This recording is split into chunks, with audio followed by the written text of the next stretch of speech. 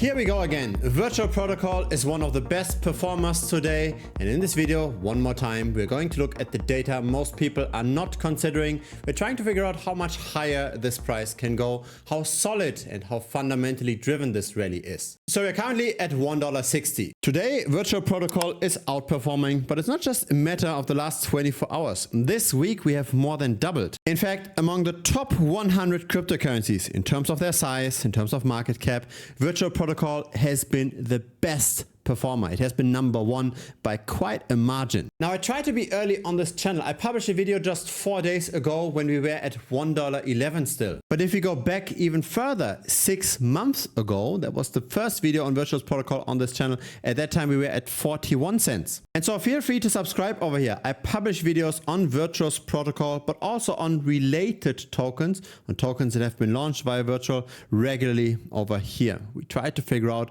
what most people are overlooking. Now, there has been an update to the protocol as well. If now an AI agent is launched, the tokenomics have to be 100% transparent. So everybody that buys now an AI agent via Virtual Protocol knows what is the vesting schedule, how much allocation does the team get, etc. And so on app.virtuals.io/Genesis, we can see all of those launches. We can see the launches that are still running, where then virtual tokens have to be committed. In this case, we've got one that expires in 4 hours and has only raised 8% of the minimum required. So that's likely going to fail. But then we've got other launches that have already been oversubscribed. So in this case, by 243%. We've got launches that failed, and we've got launches that succeeded and that now trade openly on the market. So the mechanisms to a degree are comparable to what we have with Pump.fun, the meme coin launchpad on Solana. Now, how many projects are actually successful in launching? We see the number of launch tokens here on the right. And at its peak, we had more than 1,000 tokens launched per day. This is very different now. Now there's only roughly 10 new tokens launched per day. The graduation ratio is only 2.5%. So if you just buy a random token, if you go through this list and you just check what's the prettiest picture, etc., you've got a 97.5% chance of getting into a token that fails with the launch. Now, this is a very interesting rally in Virtual Protocol because it seems to have started the exact opposite way of how usually a project appreciates. Usually we see a project getting built, we see it getting more and more adoption, and then with that adoption, we see the price rising. This time we saw the price rising first before any additional adoption. And the price rise seems to have been caused by the derivatives market. So by perpetual futures, by levered bets on the price that are offered on centralized and decentralized exchanges. When the funding rate was very, very low, so when a lot of people were shorting the token, when people were betting on falling prices, that's when we also had the low in the price of Virtual. Then we got our short squeeze, and now the market is a bit more balanced. But that's an interesting learning. Whenever a short position is too popular, when too many people believe in a price to go down, then the market makers tend to just buy up the supply and collect all of those liquidation fees. Because have a look at the perpetual futures trading volume in US dollars. It's now at very similar levels to December 2024, January 2025. But at the time, the price of Virtual was roughly 3 times of the price today. In other words, the ratio of leverage to the market cap has increased by a lot. And that's great for the market makers. That's great for the centralized exchanges, especially the shorts, they got liquidated. And again, the US dollar amount of liquidations per day is at very similar levels to when Virtual Protocol was hyped at around $4 per token. Now, just like the meme coin launchpad on Solana, Pump.fun, we've got a similar setup with Virtual Protocol. Virtual Protocol is a player versus player game. The adoption of the technology is incredibly low. It's all about figuring out where is the speculation going, where is attention headed toward. Just buying and holding a Pump.fun ecosystem token is incredibly risky.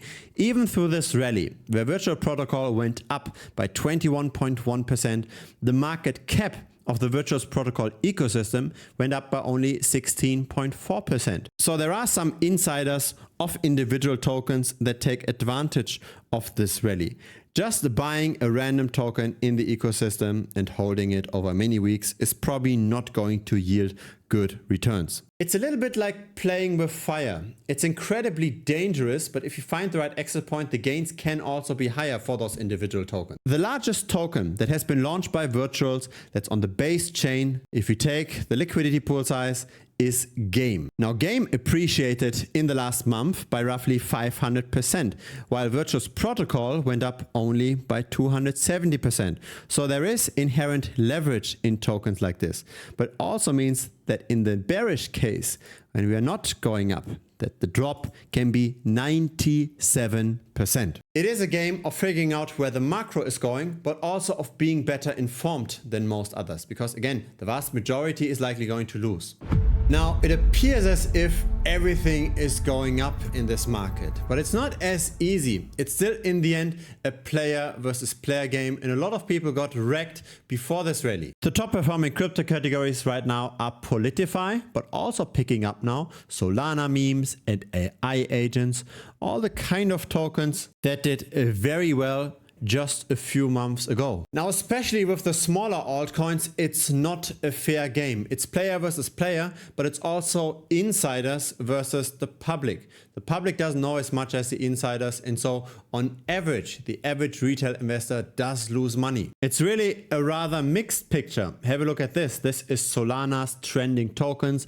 There's some green, there's some red, but in the end, even during the meme coin hype in the last few months, Bitcoin dominance continued to go up. So clearly, it's not enough to just buy a representative basket of altcoins and hope for those to outperform Bitcoin. If we speculate with altcoins, we have to be somewhat active. Otherwise, we just go with BTC. BTC tends to do better than most altcoins most of the time. Now, very often the market makers and the insiders, they get away with this, right? For example, the Ohm token crashed by more than 90%, a drop of 4.5 billion. Up to this day, we still don't know who profited from this crash. The money is not gone. It's just held by somebody else. Now, what can we do in a situation like this? I think the best approach is to try to be as close as possible to the insiders. And that's the nice thing about the blockchain, right? We can see the official transactions.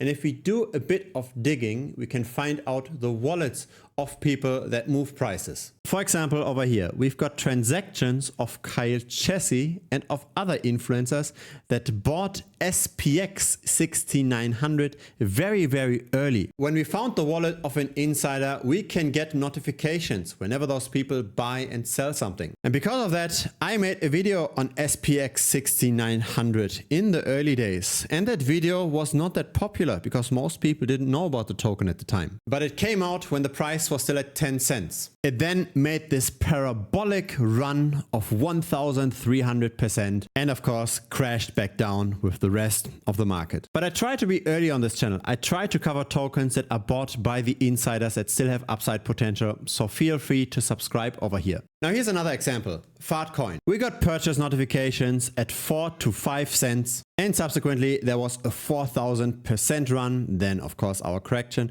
but still from that signal the price is up almost 2,000%. It's all a player versus player game. The insiders make most money. And the way we get all of those signals is again by finding the wallets of people that influence the prices.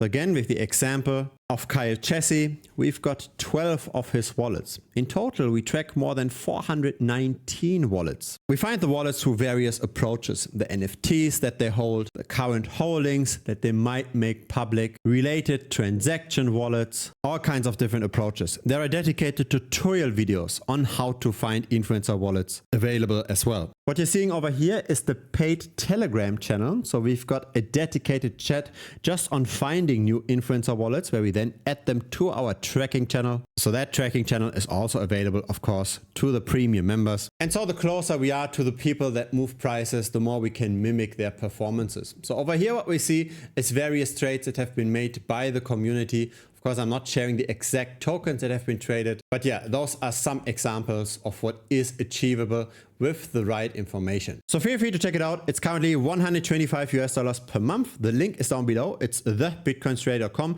You will also see a link to the premium membership now directly popping up on this video. Again, if it's your first time here, feel free to subscribe. A like would be very much appreciated as well. It helps the channel grow. See you next time on YouTube or see you in premium. Cheers.